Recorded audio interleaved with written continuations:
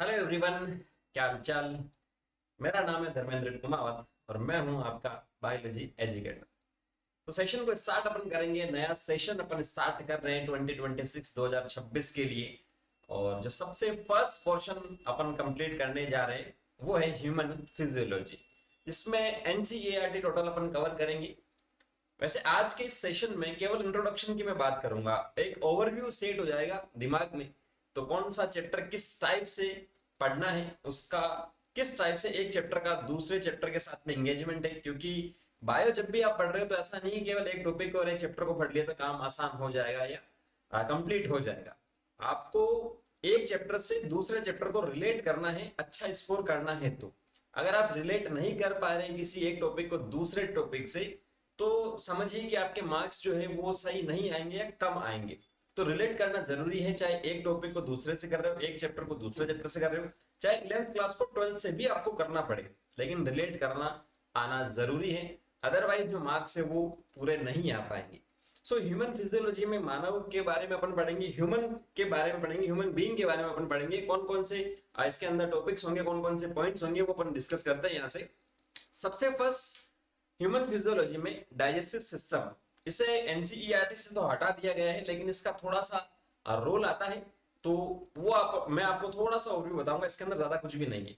Digestive system, digestion का मतलब simple सा क्या होता है, जो भी कॉम्प्लेक्स फूड है, आपको एनर्जी की नीड है, आप बोल रहे हो, आप चल रहे हो, या जो भी एक्स वाई जेड आप वर्क कर रहे हो, उसके लिए एनर्जी की आपको नीड होगी। एनर्जी आपको कहां से मिलेगी? एक्सटर्नल जो सोर्स है, एक्सटर्नल जो रिसोर्स है, जिसमें अपन फूड की बात करते हैं, तो वो फूड अपन अंदर लेते हैं।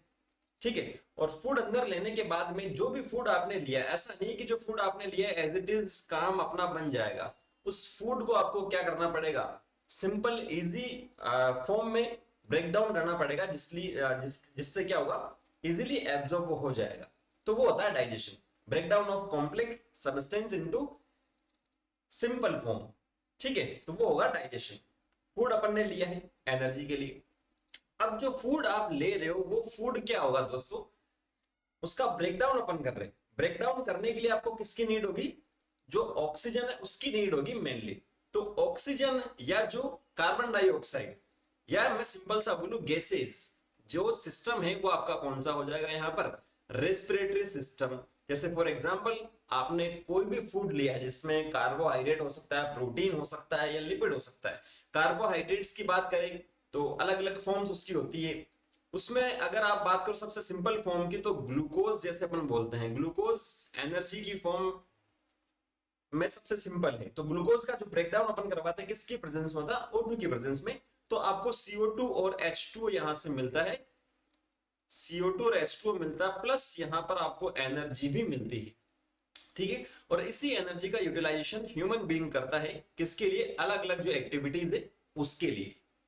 क्लियर है। सो फूड को अपन ने लिया है, वो डाइजेस्टिव सिस्टम है, उससे रिलेटेड सारा सब कुछ डाइजेशन है। रेस्पिरेटरी सिस्टम में अपन क्या करेंगे, जो एक्सचेंज ऑफ गैसेज है और उनका रोल क्या है। O2 आपने लिया यहाँ पर, और CO2 को आप यहां से क्या करोगे, रिलीज करोगे। तो O2 को अंदर लेना इंस्पिरेशन, और CO2 को बाहर रिलीज करना एक्सपिरेशन। ठीक है। तो exchange of gases respiratory system में आएगा। इससे रिलेटेड जो भी ऑर्गन्स है वो अपन इस चैप्टर के अंदर डिस्कस करते हैं रेस्पिरेटरी सिस्टम में।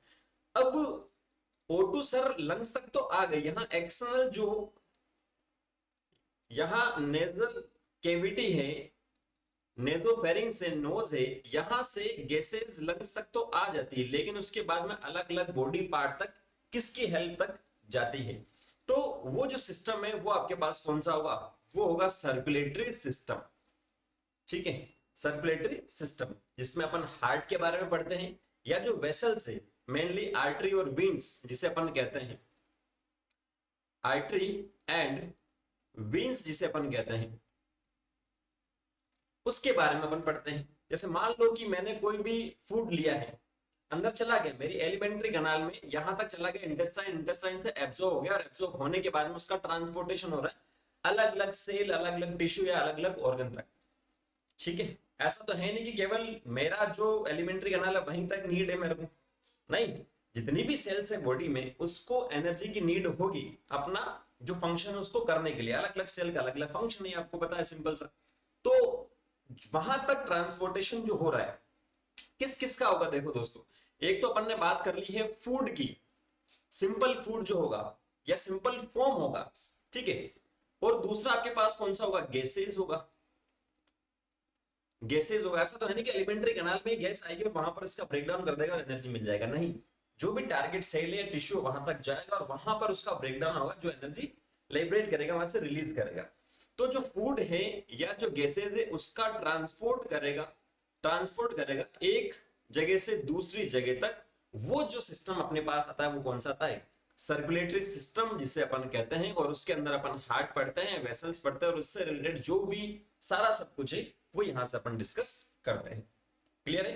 तो थर्ड टाइप का जो सिस्टम है वो कौन सा आपके पास हो जाएगा, थर्ड टाइप का सिस्टम अपने पास हो जाएगा दोस्तों सर्कुलेटरी सिस्टम। देन उसके बाद में नेक्स्ट अपने पास आता है कि आपने फूड भी ले लिया सर, आपने गैसेज भी ले ली सर, आपने एनर्जी भी वहां से प्रोड्यूस कर दी सर। तो ऐसा तो नहीं कि जो फूड अपन ने लिया सारा का सारा यूटिलाइज हो गया, उसमें से कुछ ना कुछ वेस्ट होगा, चाहे लिक्विड की फॉर्म में ले रहे हो चाहे सॉलिड की फॉर्म में ले रहे हो, वो सारा कन्वर्जन चलता है, ठीक है। और कन्वर्जन की जितनी भी रिएक्शंस होती है उसे अपन क्या बोलते हैं, मेटाबॉलिज्म। क्या बोलते हैं दोस्तों, मेटाबॉलिज्म। इसके भी टू सब टाइप्स होते हैं, वो आगे अपन जब पढ़ेंगे तो देखेंगे। जितनी भी केमिकल रिएक्शंस है, ऑल केमिकल रिएक्शंस बॉडी के अंदर हो रही है वो मेटाबॉलिज्म है। तो उस केमिकल रिएक्शन की वजह से क्या होगा, कोई ना कोई वेस्ट होगा, और उस वेस्ट को बॉडी से बाहर निकालना जरूरी है। जब तक बॉडी से बाहर नहीं निकालोगे तो वो एक्यूमुलेट होता चल जाए और जो अपना सिस्टम है वो क्या हो जाएगा, खराब हो जाएगा, डैमेज हो जाएगा। तो उस वेस्ट को बाहर निकालने की जो प्रोसेस होती है उसे कहते हैं एक्सक्रीशन।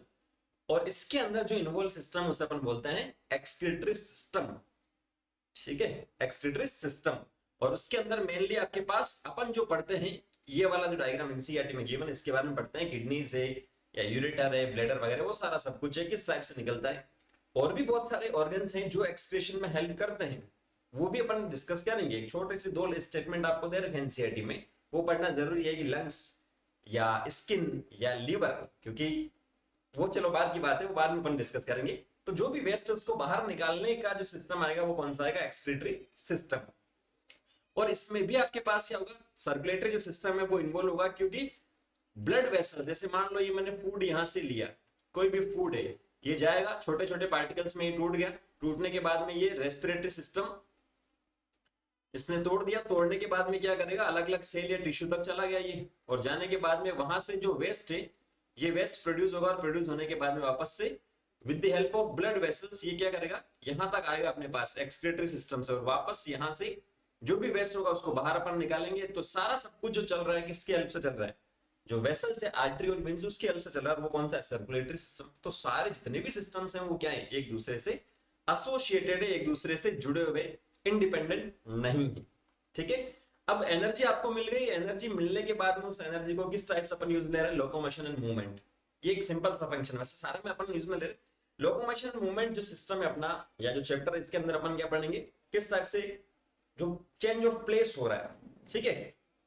लोकोमोशन मूवमेंट में डिफरेंस भी वहां पर आपको बताऊंगा, एक जगह से दूसरी जगह जाना, या ये केवल एक खड़े खड़े यहां पर मैं क्या कर रहा हूं, हिला रहा हूं हाथ को, तो वो अपन डिस्कस करेंगे। इसके अंदर बोन्स आएगी, मसल्स आएगा, किस टाइप से ये केमिकल्स का रोल है जो इसमें मूवमेंट करवा रहा है, हिला रहा है, डुला रहा है, वो इस चैप्टर के अंदर अपन यहां से पढ़ते हैं, ठीक है। तो ये 5 अपने पास सिस्टम, उसमें से डाइजेस्टिव सिस्टम को तो हटा दिया गया है, बाकी 4 को डिटेल से अपन पढ़ते हैं। एनसीईआरटी को भी बहुत अच्छे से मैं आपको पढ़ा दूंगा। अब इन सिस्टम को रेगुलेट करने की बात करते हैं, इन सिस्टम को कौन कंट्रोल करता है। तो इन सिस्टम को कंट्रोल करने वाले भी 2 सिस्टम अपने पास है।